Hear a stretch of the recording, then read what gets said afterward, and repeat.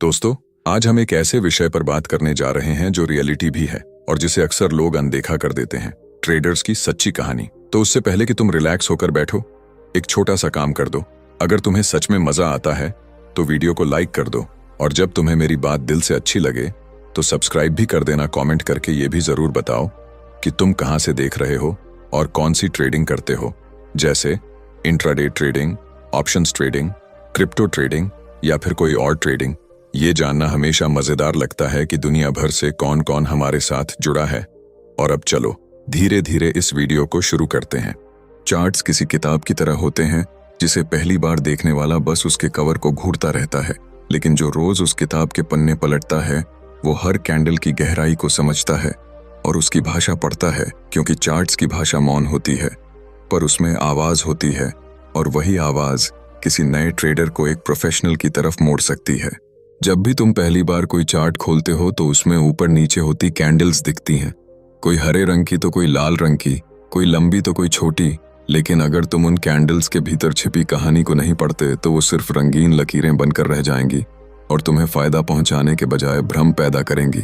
हर candle एक युद्ध का परिणाम होती है, जिसमें एक तरफ खरीदार होते हैं और दूसरी तरफ विक्रेता, और जो भी जीतता है उसका रंग उभरता है और वही रंग अगली कैंडल्स पर असर डालता है। इसीलिए चार्ट्स को पढ़ते समय हमें केवल वर्तमान कैंडल नहीं बल्कि पूरी श्रृंखला को एक साथ देखना होता है। कैंडल के 4 मुख्य बिंदु होते हैं, ओपन, हाई, लो और क्लोज, और इन चारों को देखकर हम जान सकते हैं कि उस समय बाजार में किसका दबदबा रहा, किसने किस स्तर पर हमला किया, कहां से प्राइस घूमा और कहां पर आकर वो रुका। और यही 4 पॉइंट्स हमें उस दिन की मानसिकता का आईना दिखाते हैं। अगर कैंडल की बॉडी लंबी है और छायाएं छोटी हैं तो समझो कि उस समय एक तरफा ट्रेडिंग हुई और जो पक्ष मजबूत था उसने पूरे समय नियंत्रण बनाए रखा। वहीं अगर कैंडल की बॉडी छोटी है और छायाएं लंबी हैं तो इसका अर्थ है कि काफी खींचतान हुई, लेकिन नतीजा बराबरी पर खत्म हुआ। अब जब तुम इन कैंडल्स को देखना शुरू करते हो तो तुम्हारा अगला कदम होना चाहिए पैटर्न्स को समझना, क्योंकि चार्ट पर 2 या 3 कैंडल्स मिलकर जो आकृति बनाती हैं वो पैटर्न कहलाता है, जैसे doji hammer, engulfing, shooting star, और ये सब किसी न किसी सिचुएशन में आगे का इशारा देते हैं। लेकिन एक गलती जो ज्यादातर लोग करते हैं वो ये है कि पैटर्न को पैटर्न समझकर उस पर फौरन ट्रेड ले लेते हैं, जबकि पैटर्न की सच्ची ताकत तब आती है जब वो सही ट्रेंड के साथ बनता है, सही सपोर्ट या रेसिस्टेंस के पास बनता है, और जब उसके साथ वॉल्यूम का समर्थन होता है।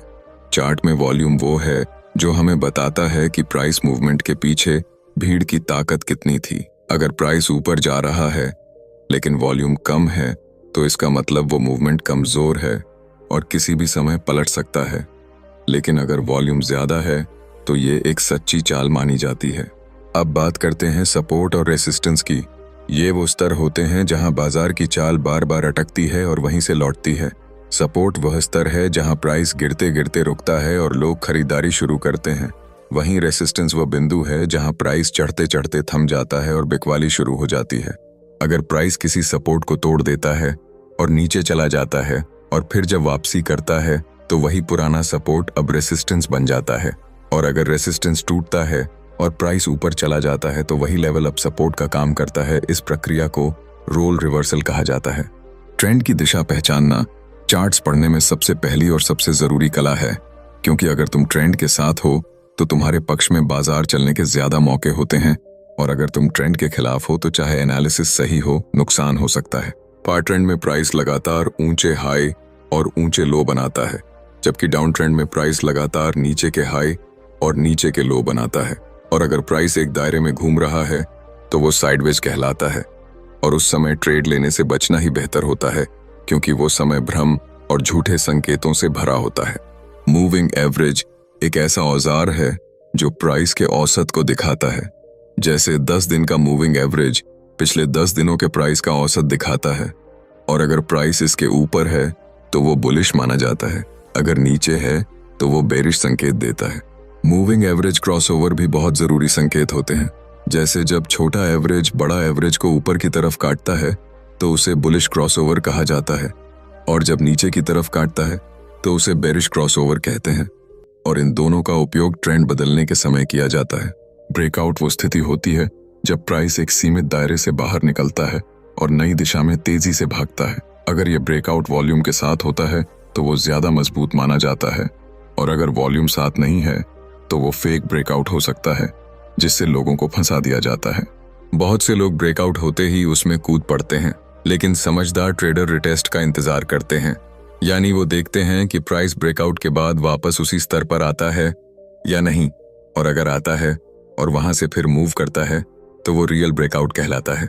फेल्योर पैटर्न वो संकेत होते हैं जब बाजार दिखाता कुछ और है लेकिन करता कुछ और ऐसे पैटर्न तब बनते हैं जब चार्ट पर सब कुछ परफेक्ट लगता है, लेकिन अचानक प्राइस उल्टा घूमता है और बड़ी संख्या में स्टॉप लॉस हिट होते हैं, और वहीं से असली मूवमेंट शुरू होती है। चार्ट्स पढ़ते वक्त सिर्फ तकनीकी ज्ञान काम नहीं आता, बल्कि मानसिक स्थिति का मजबूत होना भी बहुत जरूरी है। क्योंकि अगर तुम डर गए, लालच में आ गए या घबरा गए तो चाहे तुम्हारा चार्ट रीडिंग सही हो फिर भी नुकसान होना तय है, क्योंकि बाजार भावनाओं से नहीं फैसलों से चलता है।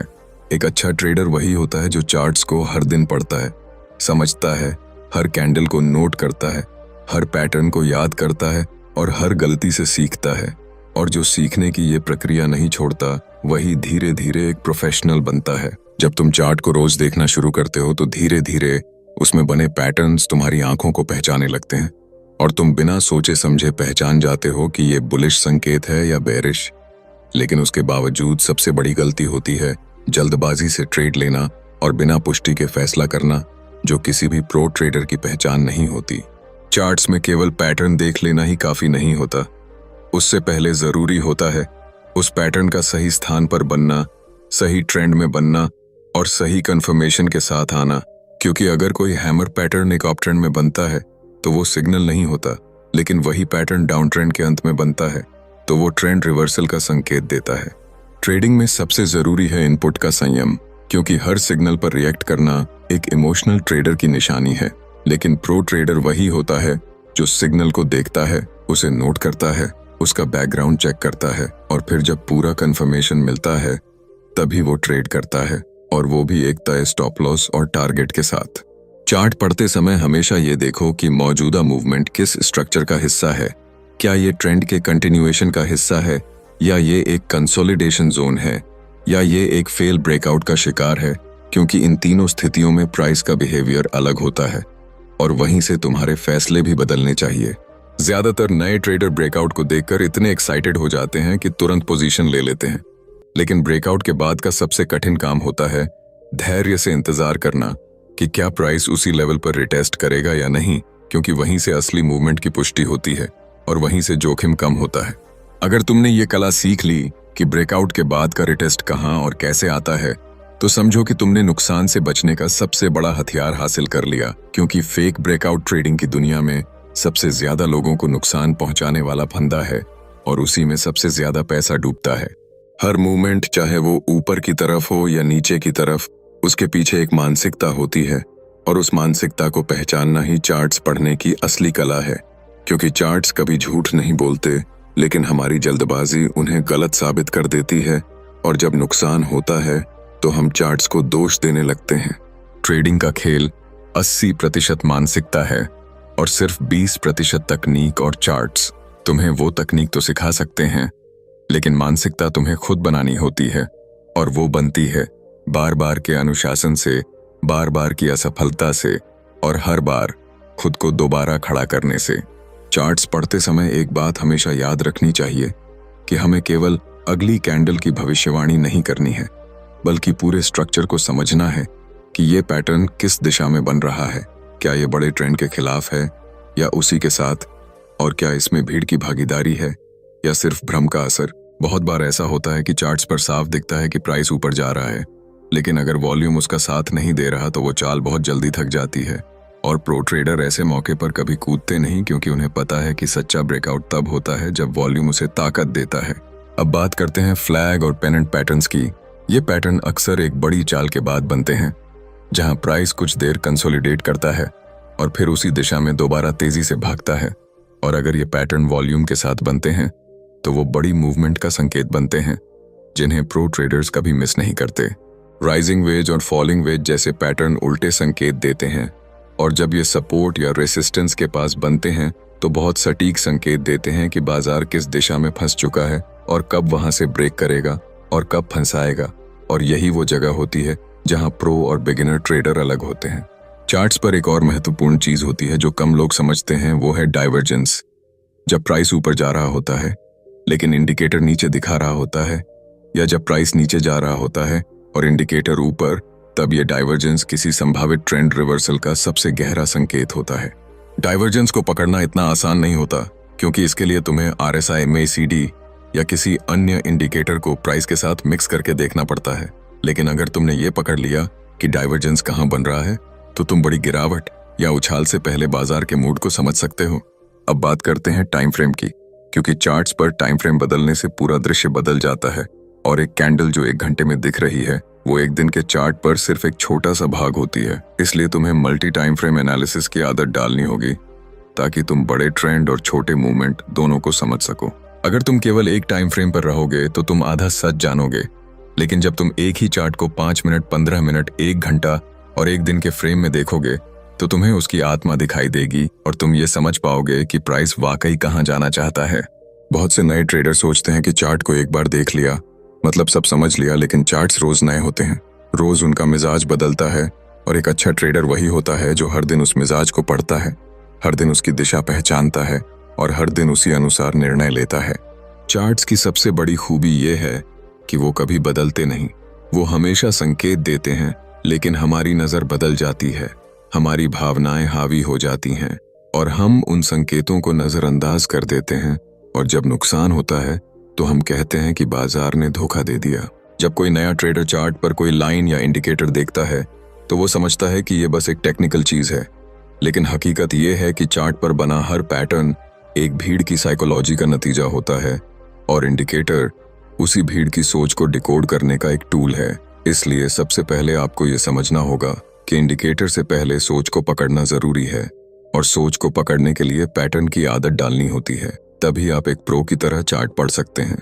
हर चार्ट की शुरुआत सपोर्ट और रेसिस्टेंस से होती है, और इन 2 लेवल्स को अगर आप बारीकी से देखो तो आपको ये समझ आएगा कि एक ही जगह बार बार प्राइस क्यों रुक रहा है और क्यों वापस घूम रहा है, क्योंकि वहीं पर बड़े प्लेयर्स बार बार एंट्री या एग्जिट कर रहे होते हैं।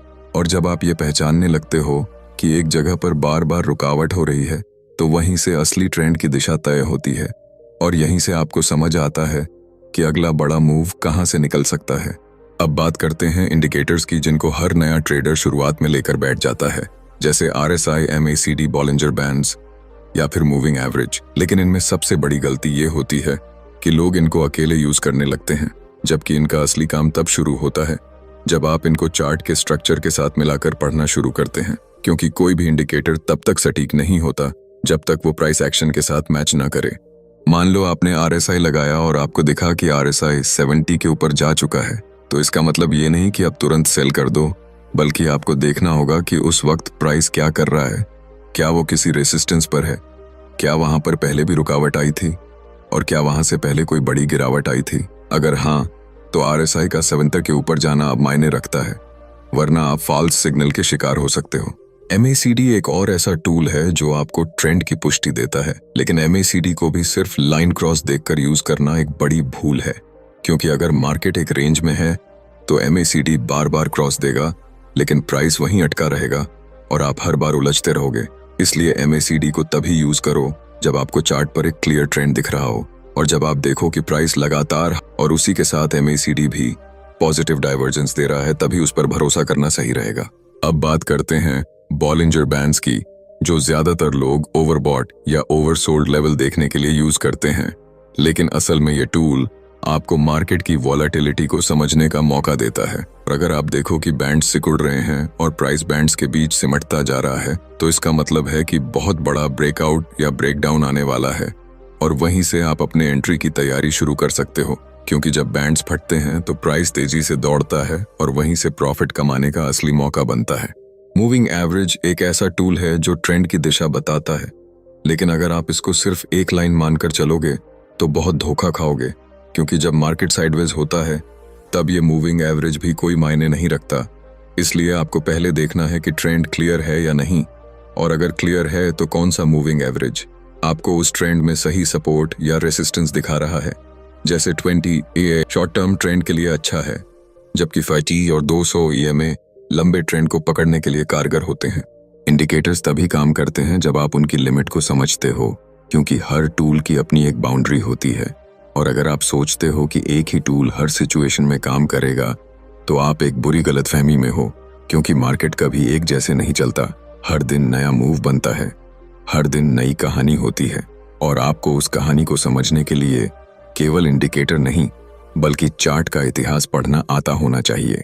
चार्ट का इतिहास यानी कि प्राइस का बिहेवियर, पिछले 10 दिनों का, 20 दिनों का या फिर 6 महीने का, ये सब देखकर आप एक पैटर्न बना सकते हो कि प्राइस ने किन लेवल्स पर कैसे रिएक्ट किया।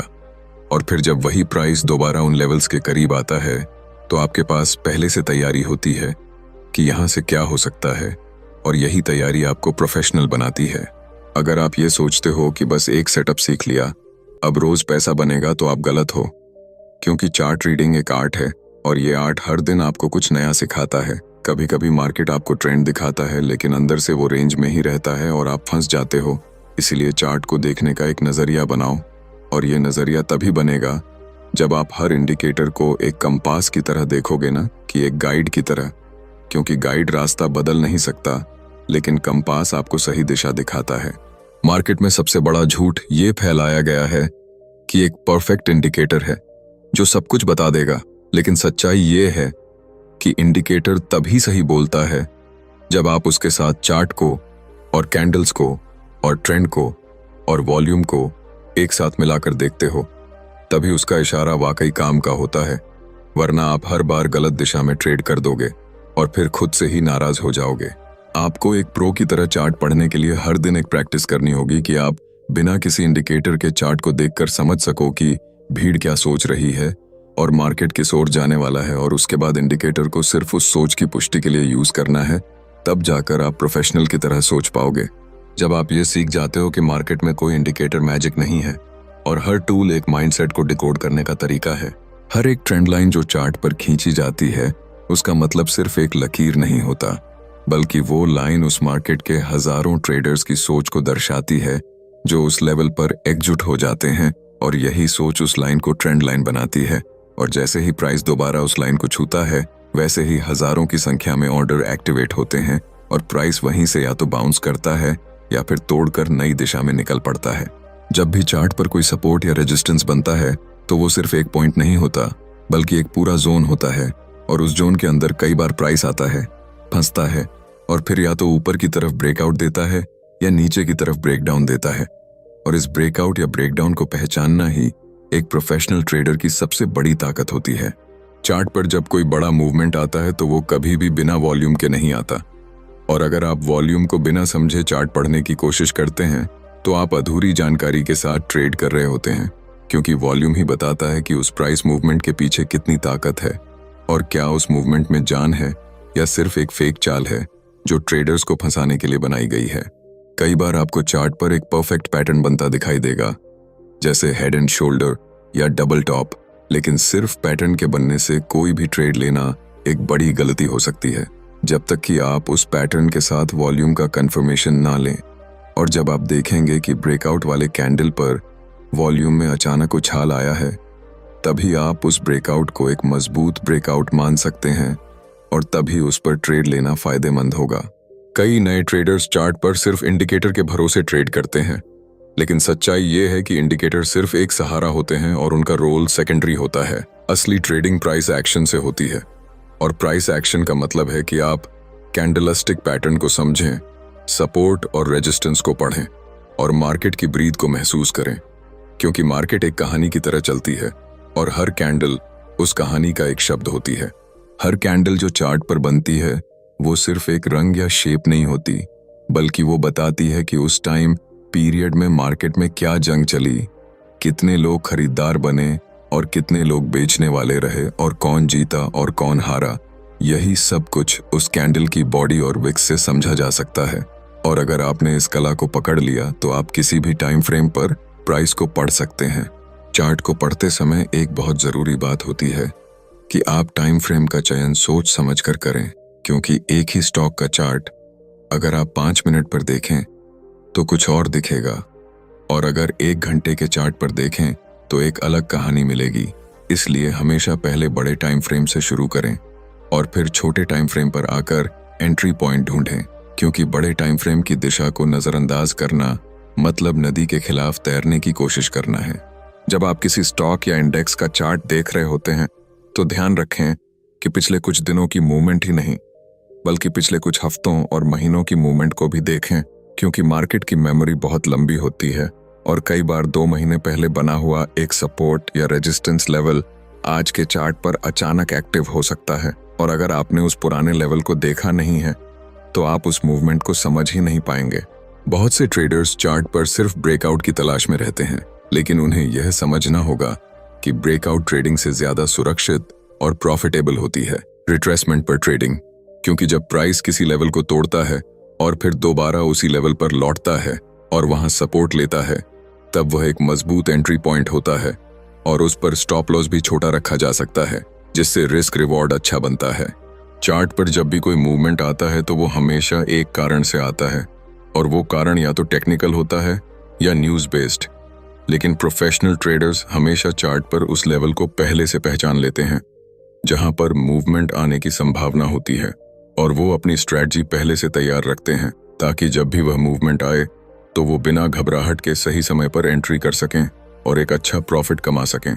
चार्ट को पढ़ते समय एक और महत्वपूर्ण बात यह है कि आप इमोशनल होकर चार्ट को न देखें, क्योंकि चार्ट पर वही दिखेगा जो आप देखना चाहते हैं और इसी वजह से कई बार ट्रेडर फेक ब्रेकआउट को असली मान बैठते हैं और फिर नुकसान में फंस जाते हैं। इसलिए चार्ट को पढ़ते समय दिमाग को ठंडा रखें, नियमों पर टिके रहें और अपने इमोशंस को कंट्रोल करें ताकि आप चार्ट की असली भाषा समझ सकें।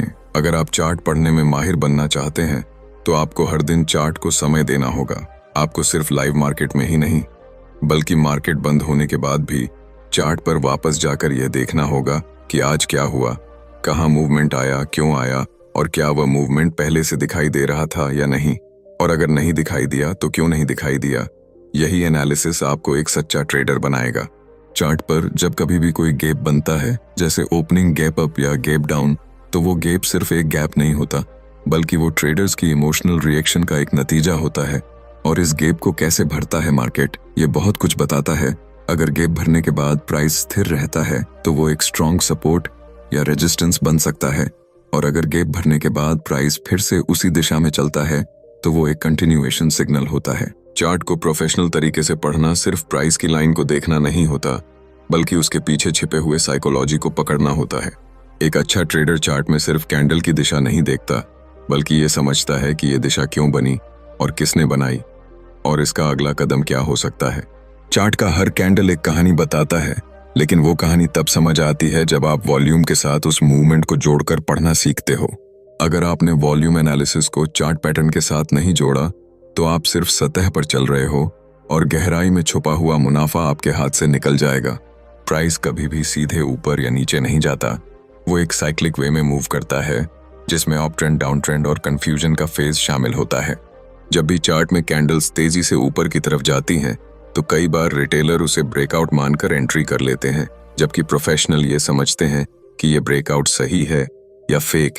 इसे वॉल्यूम के सहारे ही पकड़ा जा सकता है। अगर ब्रेकआउट के समय वॉल्यूम बहुत हाई है और पहले के कंसोलिडेशन में वॉल्यूम कम था तो ये संकेत है कि कुछ बड़ा प्लेयर अब मार्केट में एंटर कर चुका है।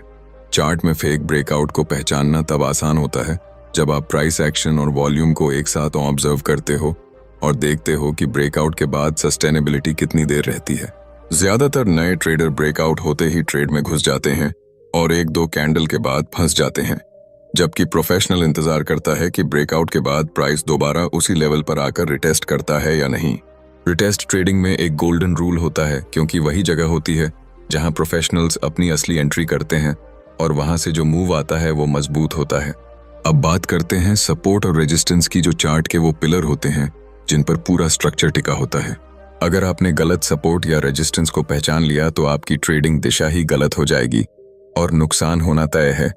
इसलिए सही लेवल को पकड़ने के लिए प्राइस के रुकने और पलटने के पॉइंट्स को ध्यान से ऑब्जर्व करना बहुत जरूरी है। हर सपोर्ट और रेजिस्टेंस सिर्फ एक लाइन नहीं होता बल्कि वो एक जोन होता है जहां पर प्राइस बार बार रुकता है या पलटता है, और यही चीज रियल मार्केट में काम करती है।